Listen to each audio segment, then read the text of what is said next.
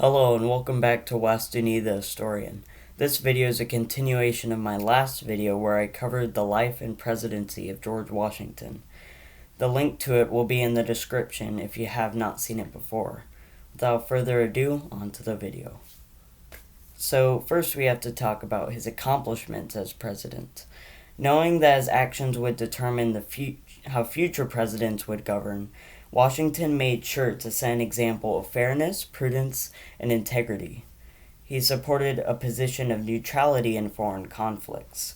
Washington nominated John Jay to the first to the first Chief of Justice of the United States Supreme Court, established the first national bank, and set up his own cabinet. Two of the most well-known cabinet members were Secretary of State Thomas Jefferson and Secretary of the Treasury Alexander Hamilton. Both disagreed strongly on the role of the federal government. Hamilton favored a strong central government, while Jefferson favored states' rights. Both were members of opposing parties, Hamilton a Federalist and Jefferson a Democratic Republican. Washington believed that differing views were vital in the establishment of a new government, but disliked the partisanship emerging out of it. Washington signed the first copyright law and the first Thanksgiving proclamation. Congress passed the first federal revenue law known as the whiskey tax.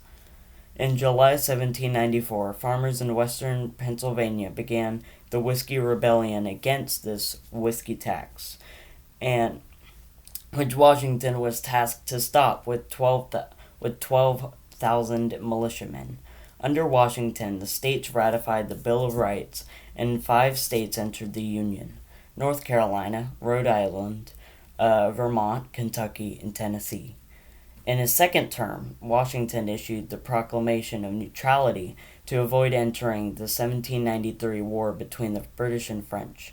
Despite this, the French minister to the United States, Edmond Charles Genet, I hope I pronounced that right, attempted to set up American ports as French military bases. This caused a stir between the Federalists and Democratic Republicans, who both had differing views on this. As always. In 1795, Washington signed the Treaty of Amity, Commerce, and Navigation, also known as Jay's Treaty, as it was negotiated between John Jay and King George III. Washington also signed I hope I'm pronouncing this right, Pinckney's Treaty, establishing friendly relations with Spain, as well as the Treaty of Tripoli, giving American ships access to the Mediterranean. After 2 terms as president and declining a 3rd term, Washington retired in 1796. In his farewell address, he urged Americans to keep involvement in foreign powers to a minimum. I think we all know how that turned out. The address is still read every February to celebrate his birthday. Washington returned to Mount Vernon and dedicated his attention to making the plantation as productive as before. In December 1799, he caught a cold inspecting his property in the rain. The cold became a throat infection, and Washington died on December 14th, 1799, at the age of 67.